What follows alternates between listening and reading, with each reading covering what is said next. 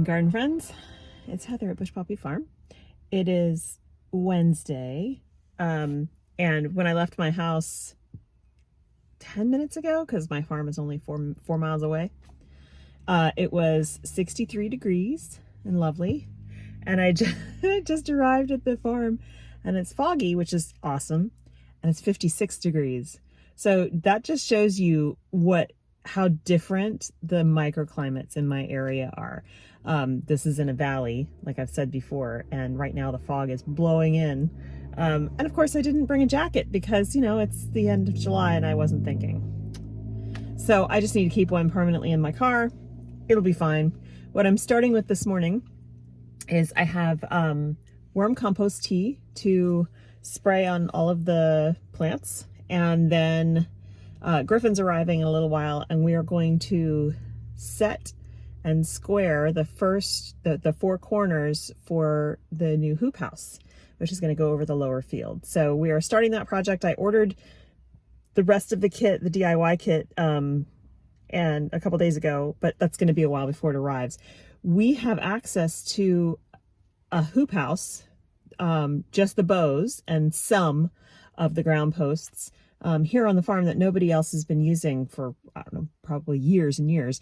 It's going to need new purlin, new hip boards and footboards, and a couple of support posts as well. So we have a hoop bender coming, and all the hardware we're going to need, as well as the plastic. And so this hoop house is going to be a mostly permanent structure. I mean, I can take it down if I need to, but the idea is that I can grow in it in the wintertime here, even though the zone means that, and my first frost and all that means that most everything I grow is winter hardy for the hardy annuals, but I'm hoping to exclude deer because I want to grow an entire row, 40 feet of ranunculus and 40 feet of tulips. And those are both deer treats. And so with a hoop house here, I can keep the sides down in the wintertime at night and keep the deer out. So that is the goal for that. And I'm also going to grow some other stuff in there that deer normally like to eat. And even though they have more browse in the winter, I still want to exclude them. And so that's a really good way of doing it. And especially since we already have most of the metal that we need for the hoop house. So that's exciting. So anyway, I'm going to get to work.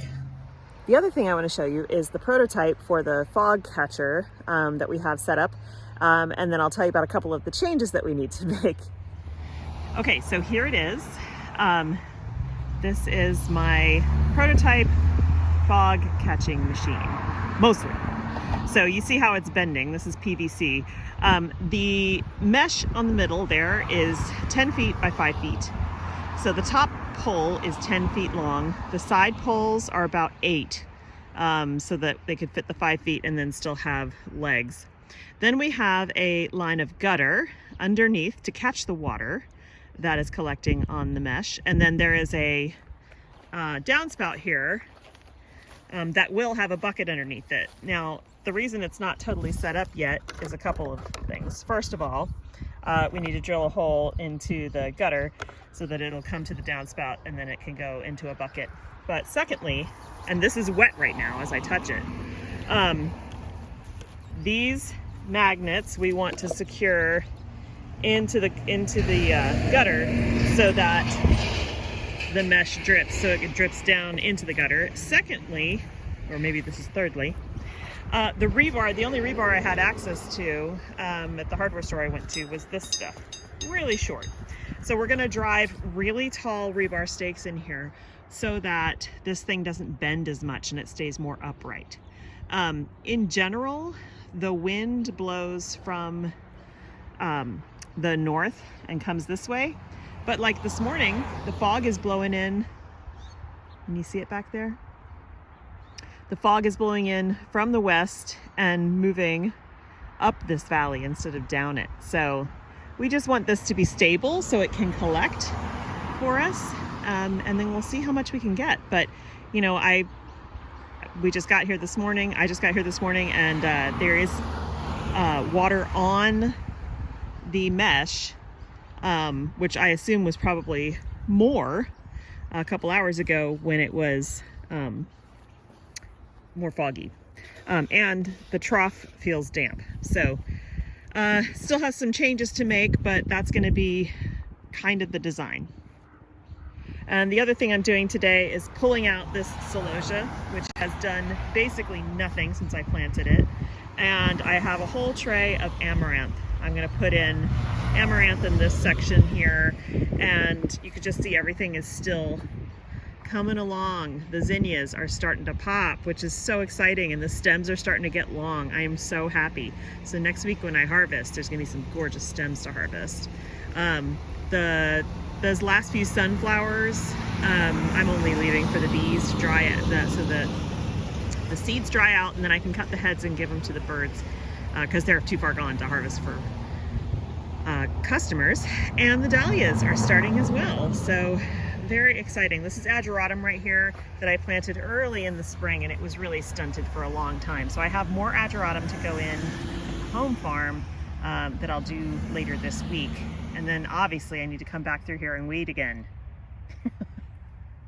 Yesterday I harvested 24 ears of corn from here, and I made creamed corn, which I then froze so that I can use it this Thanksgiving, because I always make a corn pudding at Thanksgiving, and instead of buying it, now I just have it in the freezer.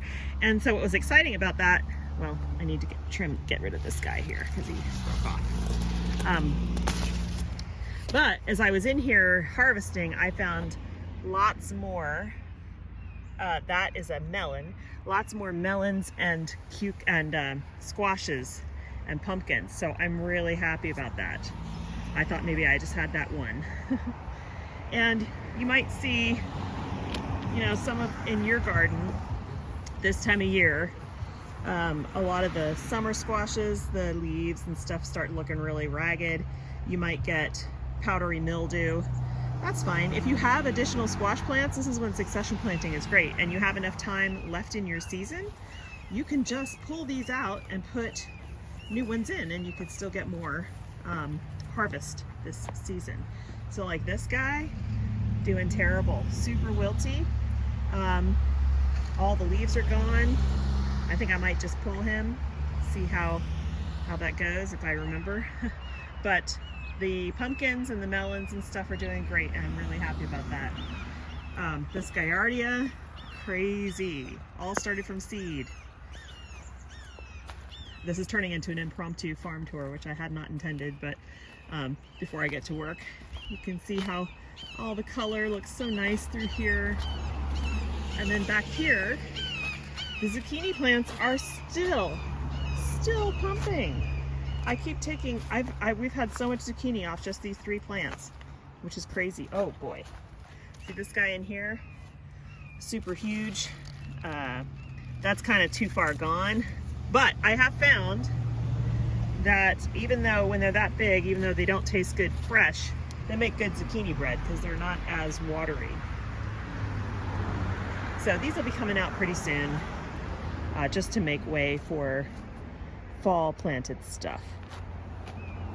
And of course the birdie's bed we planted up the other day. I still have not had time to go get more soil for this, and the other birdie's beds have arrived that go right here, but I haven't had a chance to build those yet. These guys, I just keep filling that tray that they're in to keep them hydrated because it gets hot out here during the day. The tomatoes, so the deer have been enjoying eating the stems off of all the tomatoes, but I still am getting fruits out of there, and I just harvest them before they're too ripe. Sunflowers, look at that stand of sunflowers. I am so pleased with that. Normally I don't net sunflowers, so putting this on was actually unintentional, but I'm kind of glad that I did, because even though this is going to give this guy a twisted stem, see if I can free him. I'm kind of glad that I did, because the deer are starting to get hungry at this time of the season, and they will go for very small, trying to free these, free. They'll go for very small seedlings. So I wanted to make sure that this end of the bed had the deer netting, because it keeps them from reaching in and munching. Our little bed of Ami doing fine. Oh, look, that's a lovely weed. None of this celosia is really performing. I mean, some of it is starting to come along. Like, but, you know, super short, even though it was pinched. I don't know. Celosia's not my favorite, so it's not the end of the world. And then these are asters. We'll see how they do. This row of celosia starting to look like I'm used to it looking. These are also, this is asters as well, the tower mix. And then we have gomphrena. All of those, these are super short stems. They'll get longer as the season goes on.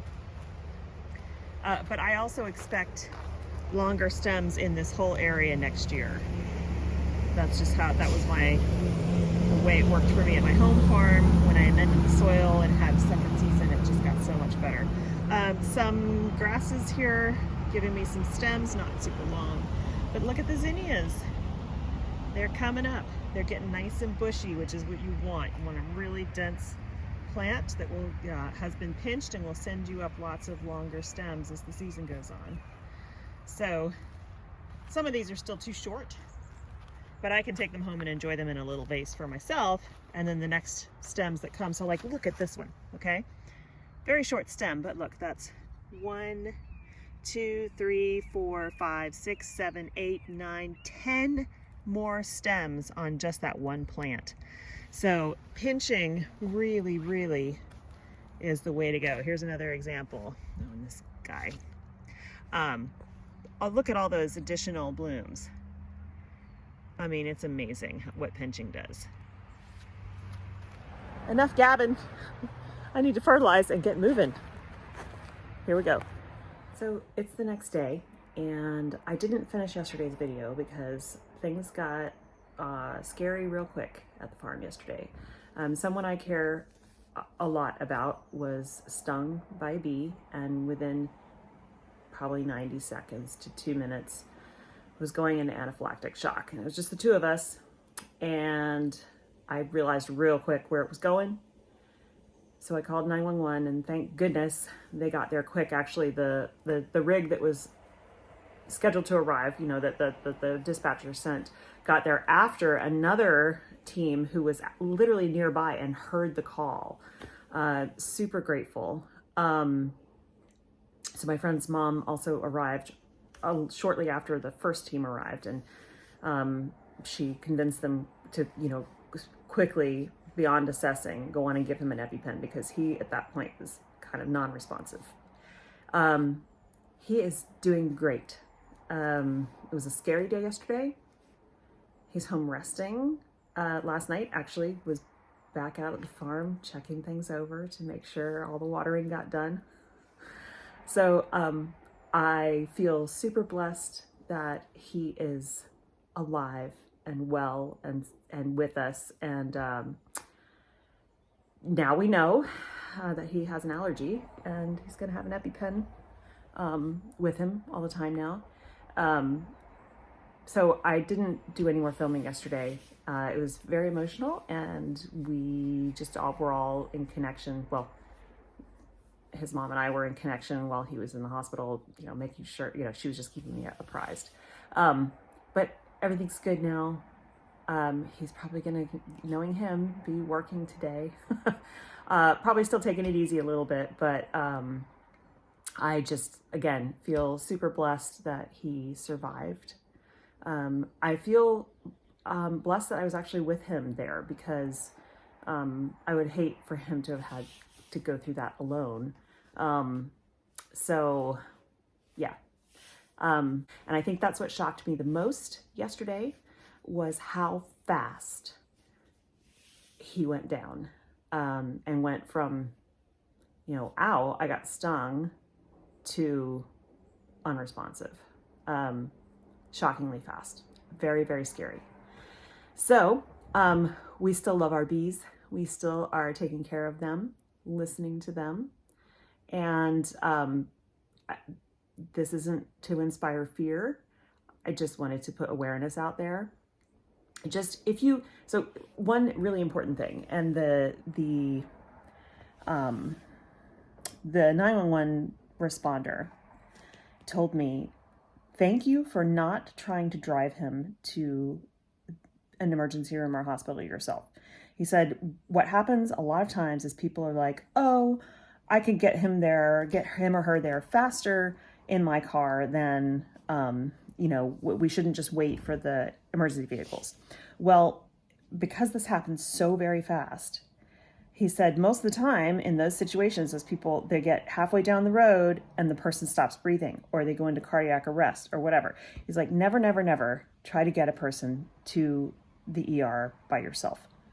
Call 911, even if you have an inkling that something is going wrong, because so they show up and all the symptoms have disappeared and the person's fine. No big deal. At least that person is fine, right? So don't hesitate. Just do it. Many, many, many thanks and so much gratitude to the first responders yesterday and for all the work that you always do all the time, taking care of all of us, responding to very scary situations with such calm and much appreciated. And I'm going to wrap it up there. Thank you guys for watching. Everything is good. We are still moving forward, still getting things done. But that was a very eye-opening experience. And now that I know what it looks like, I definitely will do what I did and never hesitate, just make the call. So thank you so much for watching. Many blessings to you, and I'll see you in the next one. Bye.